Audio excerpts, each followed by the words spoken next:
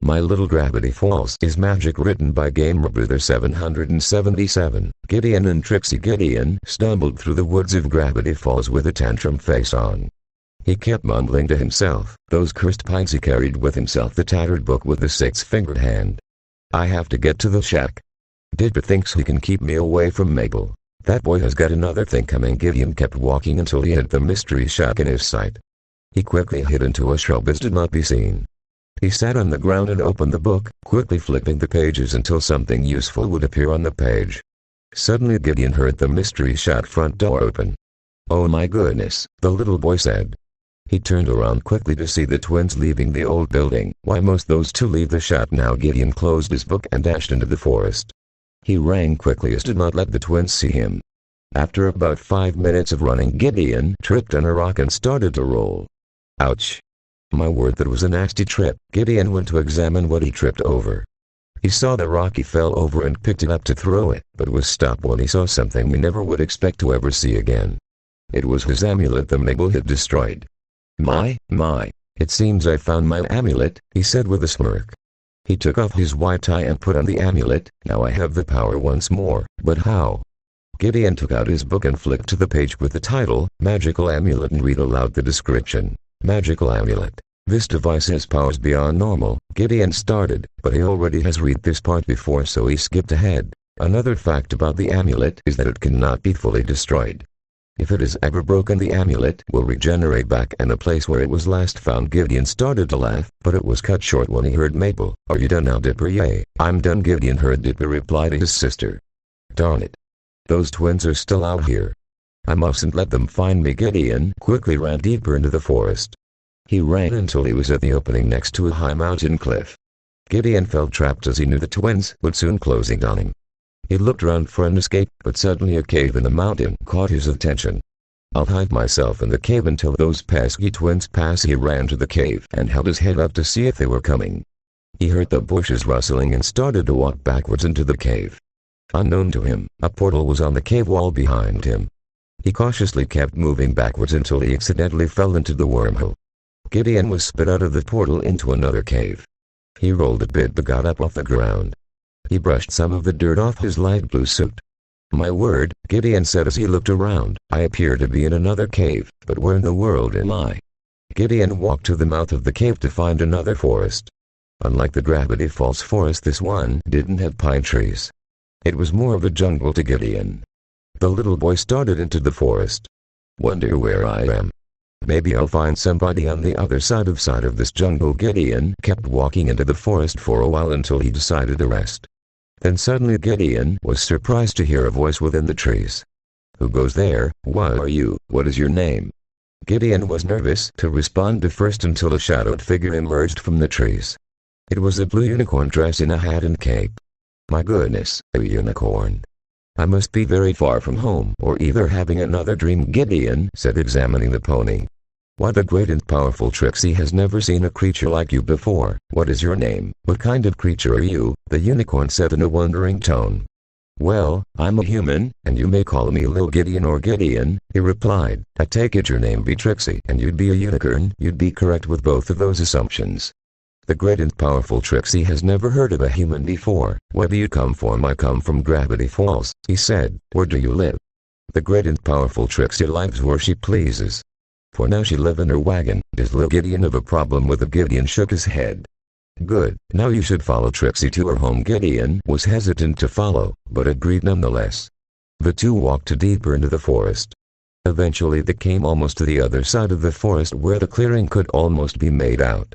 Gideon began to ask Trixie more questions. "So are there other unicorns in this world? Do you have magical abilities?" "Yes, there are many others, but Trixie needs none of them. She can take care of herself." "Trixie also does have magic. She is the most magical unicorn in all of Equestria." "Equestria? Is that the name of this land?" "Why, yes.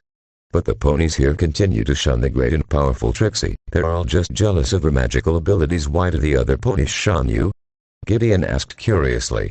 Trixie was upstaged at a magic battle which was unfairly played, but Trixie should get into that right now. She must remain cool, Trixie said, trying not to get angry. Eventually the two arrived at Trixie's house. This is where Trixie lives. Is it not the greatest house ever?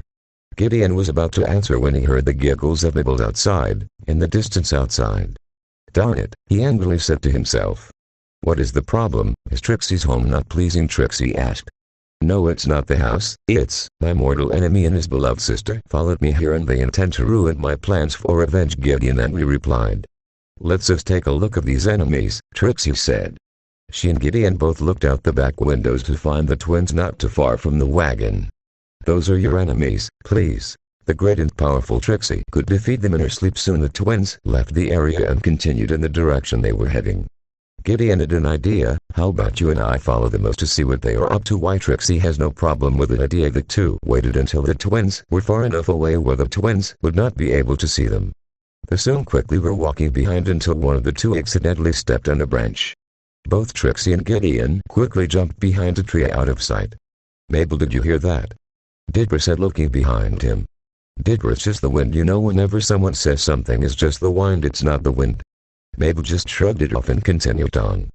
Didra slowly and cautiously followed her. Gideon and Trixie got up from their hiding spot and at even slower pace continued to follow the twins.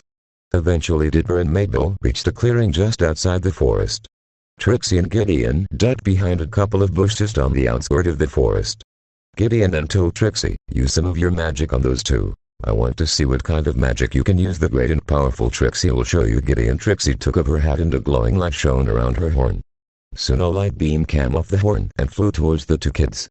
Soon after a while Mabel fell onto her back and Didra landed on his knees until he fell over onto his stomach. My goodness, Trixie, did you kill them? Gideon responded in an awkward tone.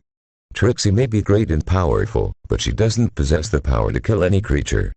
Trixie may be powerful, but she is no murderer. What did you do to them, then? What? Trixie only put them into a sleep for. Trixie trailed off when she saw a yellow Pegasus walking up to the clearing. Ah. It's one of those cursed ponies. What wrong? Gideon asked as he looked to see the Pegasus walking. The pony over there is a friend of my bitter enemy, Twilight Sparkle. Trixie angrily said. Her name is Flutter something. Trixie is not sure. I think I'll handle this, Gideon said with a smirk. He grabbed his amulet around his neck and it started to grow green. Trixie watched in awe as Gideon used his telekinesis to levitate apples and carrots about Fluttershy's saddleback.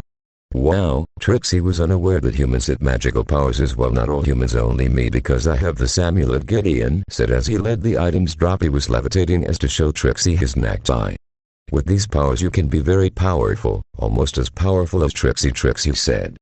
Suddenly Gideon got an idea. I propose that you, Trixie, and then I team up together to help each other take down your enemies.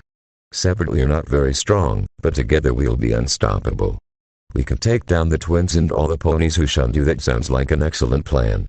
We will go to Canterlot, that is the capital of Equestria, and we will overthrow the princess and become the leaders of Equestria. A princess? This may be easier than I thought, Gideon happily said.